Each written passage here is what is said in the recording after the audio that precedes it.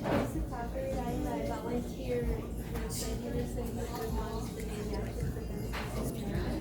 We have actually our here. We're here to meet Neil and Lauren from El Paso, Texas, and we share so much heart with El Paso.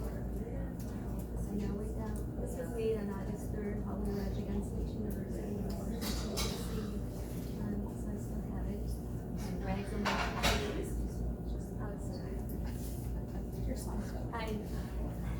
Well, El Paso and Las Vegas are together in a club, are something, the community that is special. We understand each other. We understand each other's hearts. It's a community no one really wants to be in. So this couple sort of reminds me that we're not alone. It should remind you also. We're so glad you're here. And I just wanted to say a couple words about you from the bio. I'd actually heard of you before. Amy is an educator, and she's an innovative educator and a bilingual educator that's making a difference for public schools in El Paso.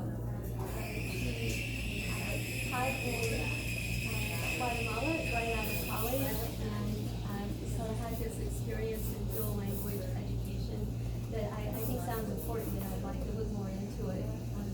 And the community of El Paso, Amy is a civic and nonprofit leader, co-chair of the Paseo del Norte Education Committee, advisory, the Kids Excel El Paso Board, and the University Medical Center Foundation at El Paso Board. So that, I'm sure was very important in the wake of the Walmart shootings. And she's received recognition for her contributions to the community. And Amy has 3 children. May I say their names? Of course. I get it right. Ulysses, Molly, and Henry. Yes. And they attend public school in El Paso. So unfortunately, tucked in the class today while we're here. Thank you so much for being here, and we'll just go around the table so you can meet everybody. Great. Thank you so much. Thank you. Yay. I'm Elizabeth Bennett, and I became involved with Mouse Man Action after the October 1 shooting. My daughter was working at that day that night. It's been traumatic for her, and of course for me as well. And what I can do is become a part of Mouse Man and work to stop this. I'm Aislinn Barber. I am a UNLV freshman. I'm currently majoring in criminal justice, and I'm also the treasurer for March for Our Lives, the chapter here in Las Vegas. I got involved because I saw all of the gun violence related issues in our status quo right now. It's really exhausting to see a shooting happen all the time, and I think that there needs to be some serious change, and so that's why I'm Hi, I'm Kayla. I'm the director of programming for March for Our Lives. I became involved after the shooting in Vegas. My cousin's boyfriend was actually staying in one of the Mandalay Bay rooms when the shooting happened, which was obviously terrifying, and it really just kind of was an eye-opener, and it hit a little bit closer to home. And that's kind of when I really had that moment where I was like, this is So I'm Sandra Cosgrove. I'm the president of the League of Women Voters of Nevada, and I'm a history professor at the College of Southern Nevada. And I had class that morning at 8:30 after the shooting here, and I had students who had been working there. And I just showed up in case anybody else showed up. I wasn't going to have class. They all came because they said they didn't know where else to go. And so we just kind of sat there and let them talk. I made sure some of the counselors came, but they were just disoriented by what had happened. They said, this is the only place I could think of to come.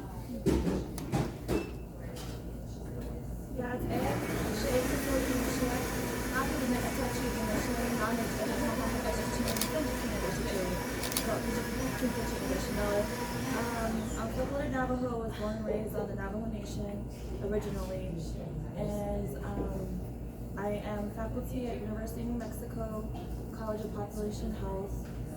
With my work, I do work with tribes locally, domestically here in the United States and internationally, working with indigenous populations worldwide. And I'm here representing a Native American indigenous voice of how gun violence impacts our communities. As we all know, our tribes are sovereign nations, and we work to state governments and also our tribal nations, the federal government, and how gun violence impacts our sovereign nations, both in urban areas in addition to our tribal sovereign nations as well. I'm Jerry Burton. I'm the president of Nevada National Organization for Women. I'm also a volunteer sub with Moms Demand. I started attending meetings right after Parkland because I felt it was important to be involved. Also, it's a women and domestic violence in Nevada. We try to think about what you said, but Nevada's number 4 for women dying by guns from people they know. And it's so. I was at a meeting the other night and they said it's not a gun violence and guns for the women's issue, but yes, it is. That's how women are dying. So I want to be involved. Hi, I'm Sue Birch. I am the secretary for Nevada Now. My middle daughter was part of the campaign to get background checks on the 2016 ballot. I'm very proud of that. My son was a sophomore at UCLA when there was an active shooter. Yes, all of this has gotten to me. The Parkland kids got to me incredibly. I participated in the March for Our Lives, and I'm here because.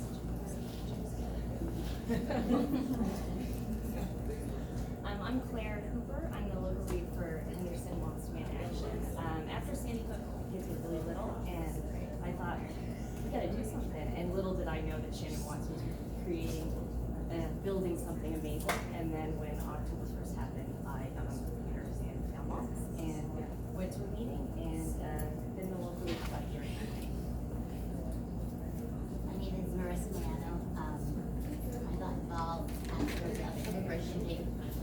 Well, actually a little bit after that, because my sister, who I was there with, threw my body over to protect, was at the Facebook shooting, and she got involved in one because that's how she killed her. And I followed after my little sister. It was one of the most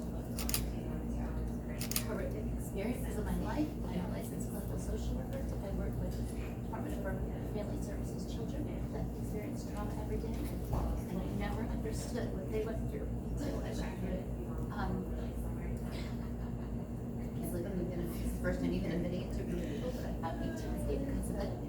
It comes and goes, but it's there. And I live right up the street in a very nice community. I'm a single mom and I work hard. I moved to that community so I could send my children to public school, and I refuse because I'm terrified. My child never has to see when I saw her. 2 stepchildren as well. And I love Moms Demand. I love the gun sense around it. I've learned to accept politics as a result because it makes policy change. I'm honored to be here as a part of Moms, and I'm honored to meet you, and I'm just grateful, and I want change. I want it now. Hi, I'm Kelly Mazzola. I'm the owner of Zen Coffee Bar, and I opened this place about 8 months ago to be able to host these sort of functions and be a place in the community that we could gather and talk about things that matter. I'm also a mom, I'm also a realtor, and I remember when October first happened, I had a client that was under contract and she was terrified to come to Vegas and cancel the deal. But I was like, that was just senseless violence. It could have happened anywhere. It's just crazy how things just happen, and so. I'm really honored to get to know all of you and that choose to hold an event like this year.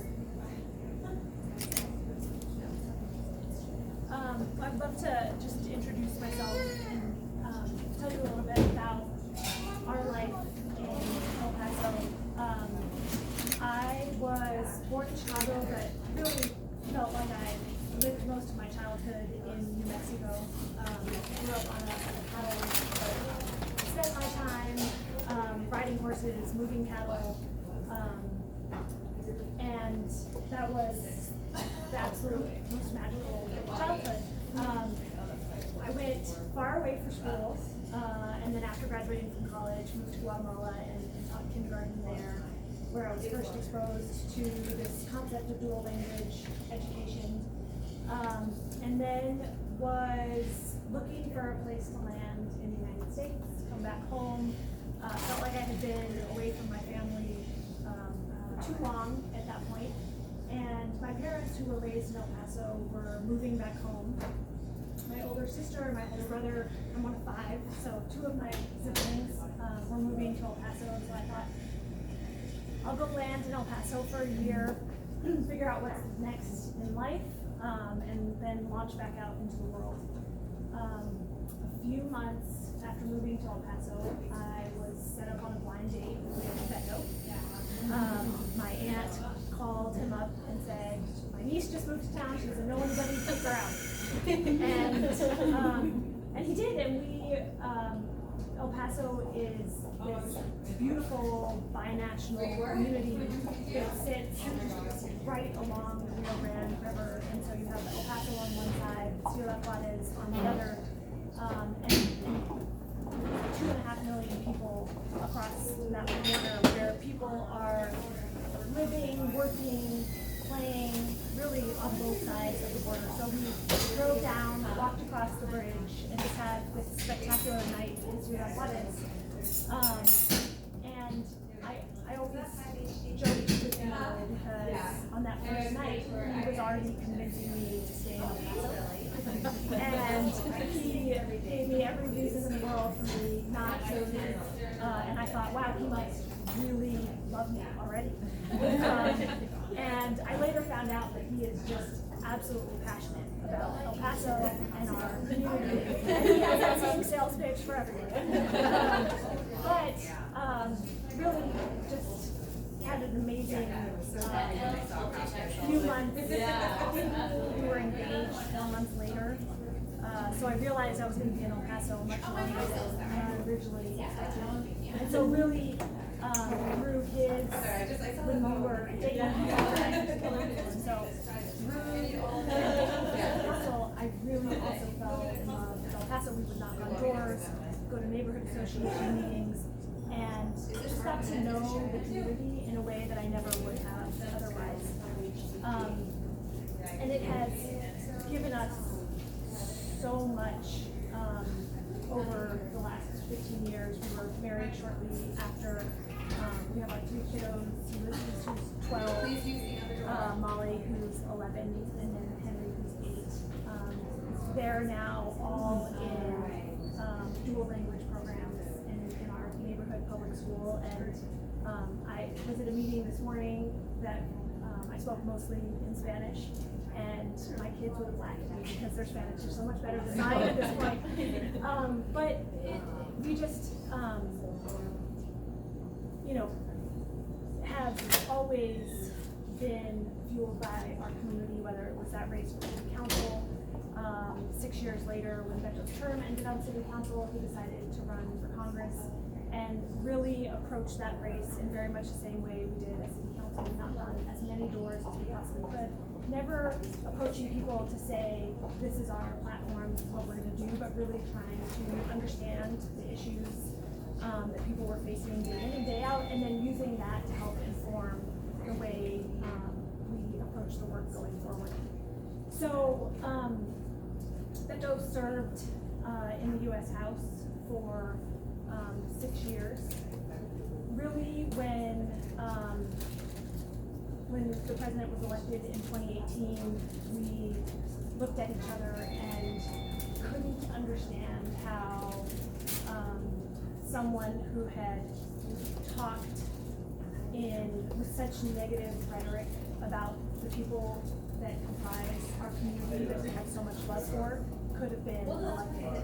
But there could be enough people in our country that felt the same way or that could believe some of the things that he was saying could be elected. And so really that very night we knew that we were going to do something, and in the next few weeks decided that was going to be a run for the U.S.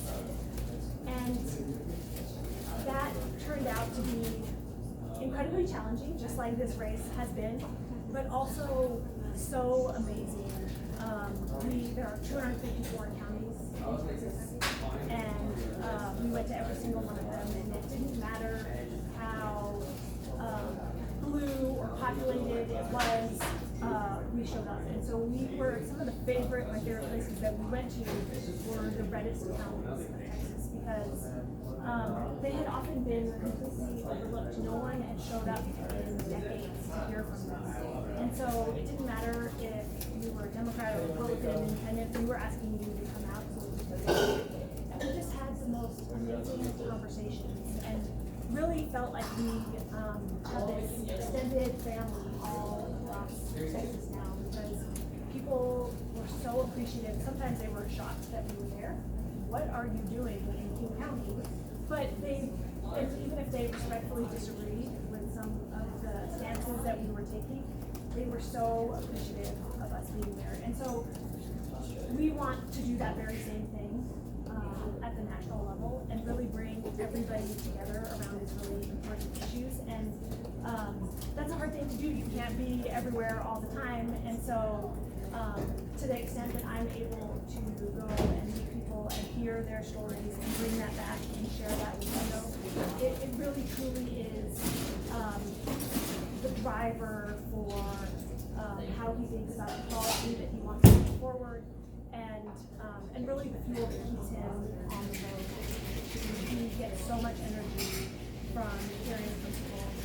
And so would really love this just to be an open conversation. We want to hear your stories about the challenges that you have here in Nevada with the work that you're doing with common sense gun laws. But also what are the opportunities and how can we take that and help shape this narrative nationally? Start with what you've been doing. We're coming off a successful legislative session in which we have the first female majority state legislature in the nation. We keep saying that and I keep saying Everywhere we go, I'm proud. It's amazing. Good thing to do. Made a difference. And I do think it makes a difference in the way the hearings go, the way we're treated as testifying at the hearings, and I think they elevate it. I've even heard rumors that the late night sessions with the lobbyists drinking, you know, most of our women legislators are back in their rooms studying up for the next day. I even saw Working till pictures. midnight, yeah. Working till midnight in their jam nation and reading it. We could tell they came prepared. And we did pass some legislation, a universal background check, so an omnibus bill that includes a red flag law and lowering the blood alcohol content, which is permissible to be in possession of a firearm, and a safe storage law. It's basically child access prevention. It's not the full, you must store your guns, but you have to, if there's children around, they have to be stored out of access for children. There's just so much more we wanted, but this is where we're at, and we'll be working on, we'll be ready. The next session is until 2021, by the way. Does Texas meet every other year? Yeah, we're one of the that's another thing we have in common. We're one of the few left in the nation that meets every other year. Sunder's rolling their eyes. Yeah, we're gonna have an annual session before I'm dead. I know. It's the last thing Saunders Last thing I do. does. I'm gonna do that. So now we're working on the U.S. Senate, hashtag do something, and text checks, CHECKS, to 64433. That will connect you to your senators. Our senators are good and on board with this, but we have met with Catherine Cortez Masco, and she says it's okay to keep calling, they keep a tally, and it kind of balances the calls we're getting from the other side.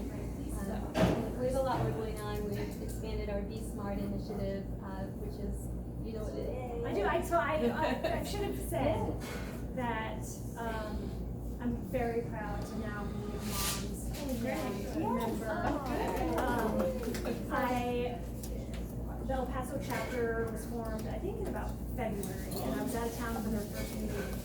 Their second meeting was the Sunday, a week and a day after the shooting in El Paso, and you know, there were many people that stood up and said, I've wanted to be involved in this for a long time, and I'm ashamed that it took this happening for me to be here. But they're there, and it's gonna have a huge impact. And so we've got a very active chapter system now. We just had a meeting on Sunday. Yeah, so we're spreading the word about keeping guns stored safely at home, locked, the ammunition stored locked and unloaded, ammunition stored separately, and we're reaching out to schools.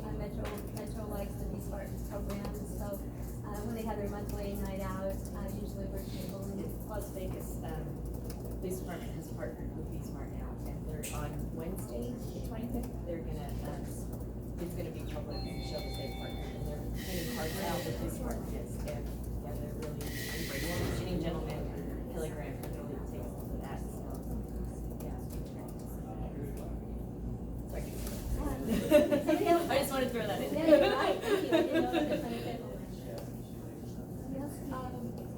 So March for Our Lives Las Vegas is, I'm sure as you all know, student oriented. And so in the past, we've definitely worked with like establishing bills to present to our legislators. But now we're focusing on educating the youth about gun-related issues and just issues in general that you know, the youth should be educated about. Because as of right now, in social media, which a lot of us go on, there's a lot of misinformation being spread. So March for Our Lives is working on a few events that are coming up to make sure that the youth are aware of what's going on in, you know, our state and our country, so that we make the best decision when like electing the next president and things like that. Yeah, I also think that in schools, especially in high school, I'm still in high school, it's really hard to find organizations like March for Our Lives for students, especially like younger students. And especially after the Las Vegas shooting, a lot of people wanted to do a lot of things, but they didn't know where to go. And so March for Our Lives is kind of there for kids to go and see what they can do and how they can help and how they can get involved and just overall become more educated in gun-related issues. And I'm speaking from gun violence and framing it as a public health issue. A lot of my work is dealing with public health research, but specifically an alarming epidemic in our tribal communities is missing and murdered Indigenous women, and the linkage between mental health, between also gun violence, domestic violence, and then this huge epidemic of missing and murdered Indigenous women in our communities. I know it has reached the federal level, and Congress has been trying to make a huge push. I know Senator Cortez Masto sits on the Senate for Indian Affairs Committee, and this has recently got a lot of public light, but I have a lot of relatives and friends of relatives of Native women who have just gone missing, unidentified. And Native women, we have the highest rates of domestic violence out of any racial ethnic group. And those domestic violence issues are often tied to gun possession. And they're saying that if a person owns a gun, and this is a national statistic, if a person owns a gun and they are a perpetrator of domestic violence, the victim will have a 500% rate of being murdered.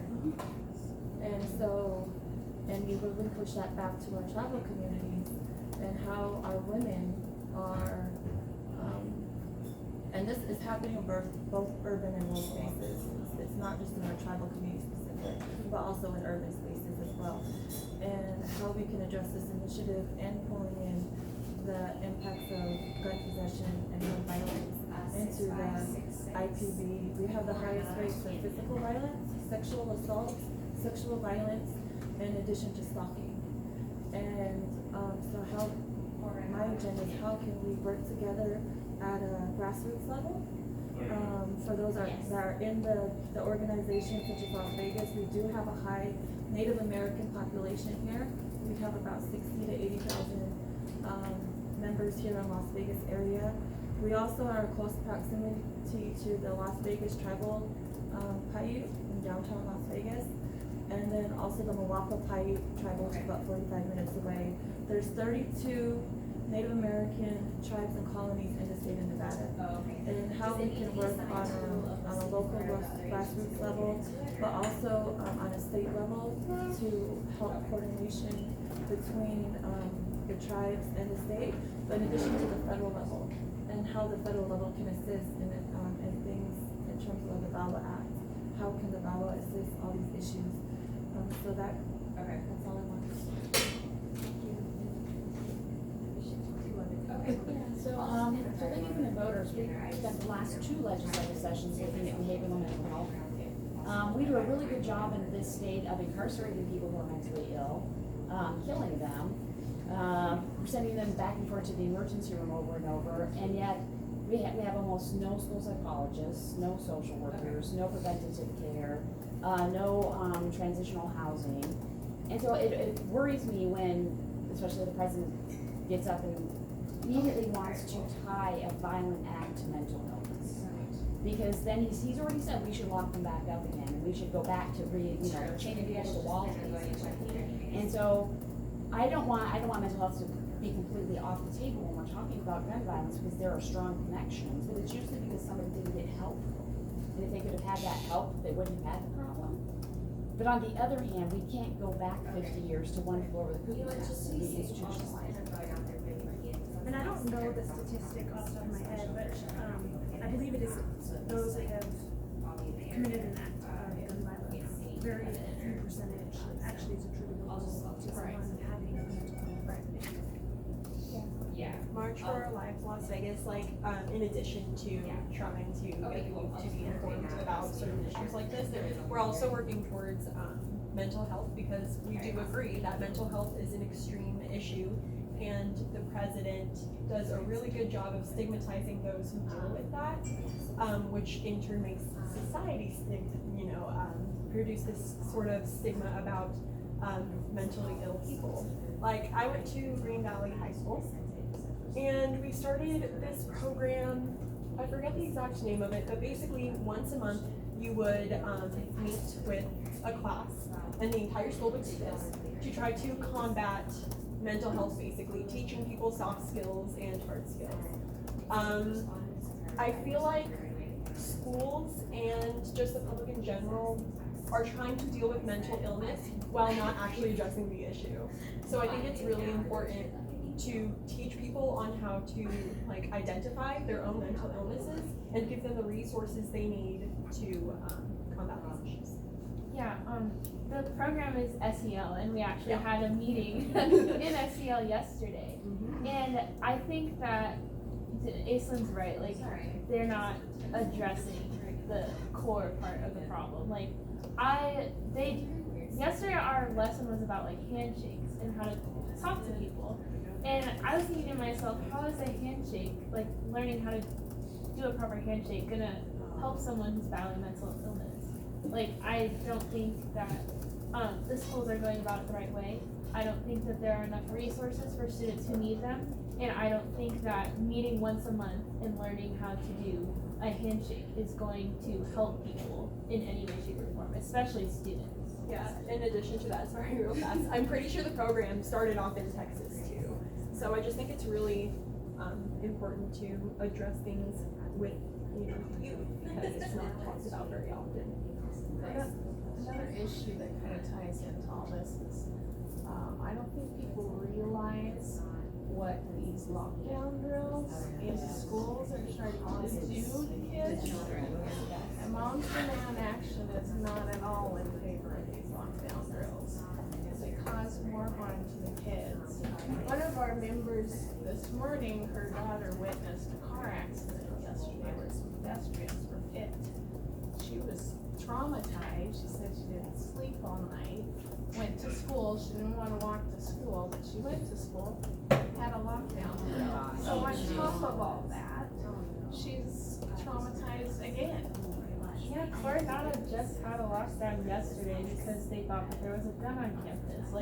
It's constant, and these lockdowns, yeah, it was awful. There were people from Coronado who were texting.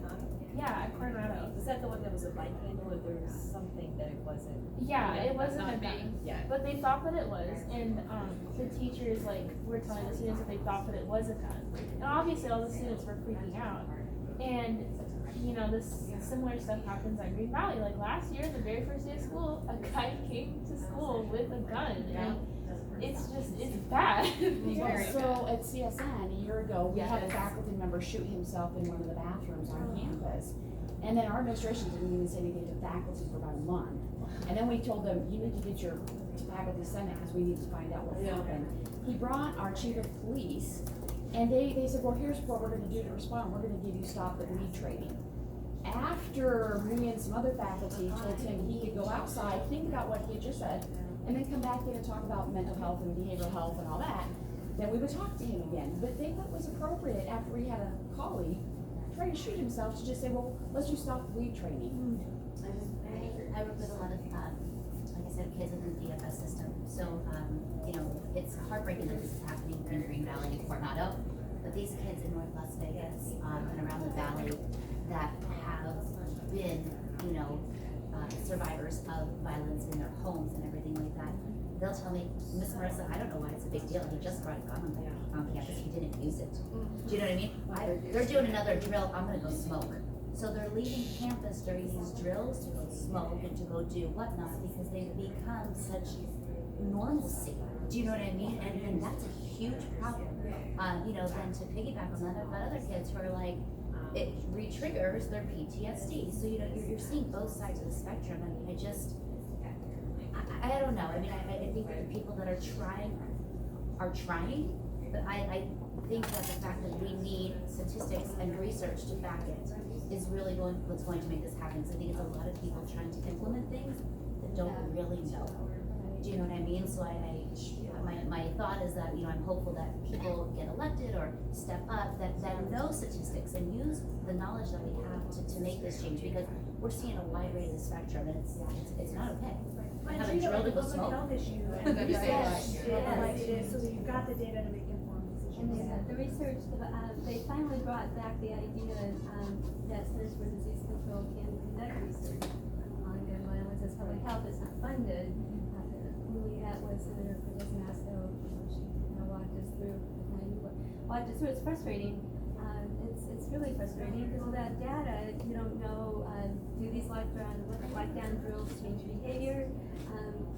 We have plenty of data, of course, to know that the NRA's Eddie Eagle program doesn't work. I mean, it just doesn't work. The only thing that works is keeping guns locked away from But, I children. mean, and that's bringing up the missing and murders of Indigenous women. They weren't even keeping records on how many. And that's not even, oftentimes its statistics are a huge misrepresentation of how much the disparity is actually existing. And to top it off, on tribal lands, if there is a homicide or a suicide, and also relates to guns, our tribal police authority are not trained to do anything with the body. The FBI has to come. So think if someone is either murdered or committed suicide, the body sits there for sometimes 2 days. And if it's in your home and you're waiting for the FBI to do an investigation, this is a huge issue in Indian country. And think of that traumatization that happens, and wherever the mortality happened, that's where they leave the body until an FBI agent can come in. And now we're talking about states with heavy tribal populations, and even within states, within those populations, there's one FBI agent that covers maybe a whole state, maybe 2 states. So that is something that needs to be addressed in a huge way.